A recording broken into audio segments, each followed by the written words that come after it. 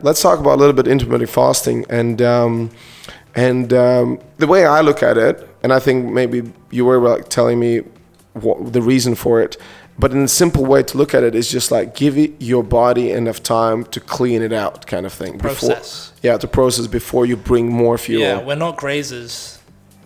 We're not, sorry? We're not grazers. Which is cows who eat all the time? We're enzymatic digesters. So we're not fermented digesters. So this is like the same thing. I'm sorry to bring up the word vegan all the time or plant-based. I'm not trying to take the piss. And I don't use you guys as they versus us or us versus them. It's like good people is good people. I don't care what you do. And also, whatever you want to eat. Food is not an identity. This is what I can't stand out. Food is not an identity. You don't identify yourself by the food you eat. Nor does an animal identify itself by the food it eats. So, but what I want to make an example is that people go, well, why is the cow so big and strong and the ape so big and strong? Well, they're actually on high-fat diets. But people are like, what? A cow's not eating any fat or any meat. Yeah, well, it has a 4-compartment stomach or a spiral gut. So it's got a ruminant or a hind gut. And that's what we don't have. We only got a 2% capacity to ferment fiber. What about gorillas, though? Gorillas don't have stomachs like cows. They have a hind gut. So really? Hind gut is a spiral gut with a large cecum.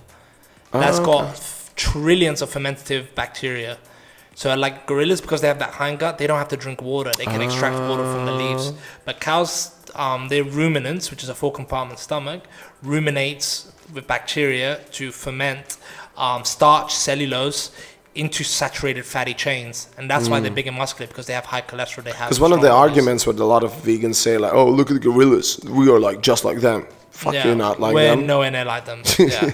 Good one. Yeah. Also, talking about the cows, I have fucking... The cows, since we've got a few minutes. Yeah, go for it, yeah. Yeah, they have to graze all day to get that nutrients and to sustain themselves, as we only have to eat once or twice to be able to sustain that nutrients. But we have a highly acidic stomach that breaks down food straight away, and we're getting directly assimilable nutrients, fat-soluble nutrients from the flesh. And so we don't have to eat that much. And we have a longer small intestine, and so longer small intestine and a shorter large intestine and a smaller duodenum. So we don't have to eat as much, and we can process more nutrient density, providing we eat the flesh. Right. Straight away, like when I'm talking about intermittent fasting and then 1 meal a day, what is the difference? And what do you think? Is it more advantage or more beneficial if you eat just 1 meal a day, or you do what they call the 8 hours fasting? 16-8. 16-8, where you... that's the Egyptian scale. Right. Whether you don't eat breakfast and then or don't eat dinner. You just eat breakfast later. Breakfast, breaking the fast. So breakfast. It's just later. So my lunch is breakfast, breakfast, lunch. Right. But it depends on you, like especially for women, it depends hormonally how you are. If you're very active, if you're very hormonally damaged, if you're very stressed out, fasting is a stressor.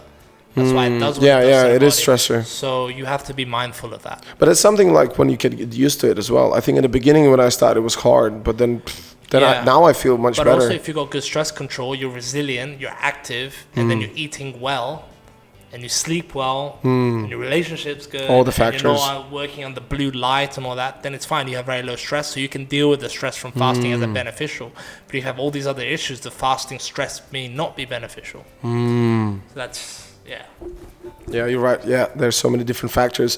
What about the concept, and use someone who's done bodybuilding in the past, and you remember it was all about 6 meals, 7 meals a day, eat bollocks. Small portions every 30 minutes. Every time you eat is an aging process.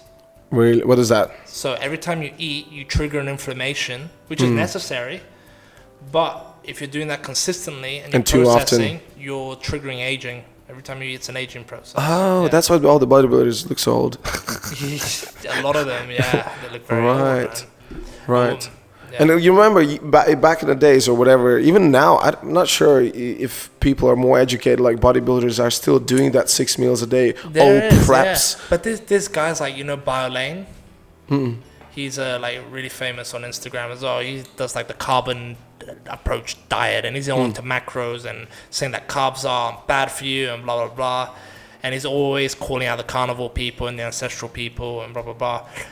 And there's these guys like that still believe and still do this, and only reading confirmation bias the only things that are legit are peer-reviewed studies. So they come straight out of a qualification thinking they know it all and only trust what comes out of the qualification, even though the qualification has massive corporate involvement and biases.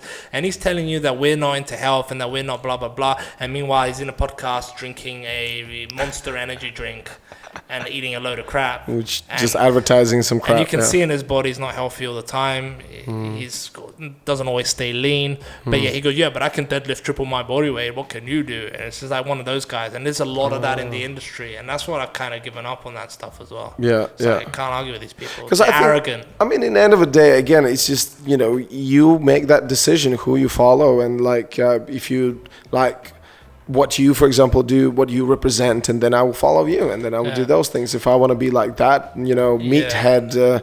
But the thing is, like, I try and then, even though I'm following my own thing for my own truths, I try and then prove them wrong. So he's into like, oh, you need to eat like this, blah, blah, blah, for your powerlifting. I went on 1 meal a day for 3 months.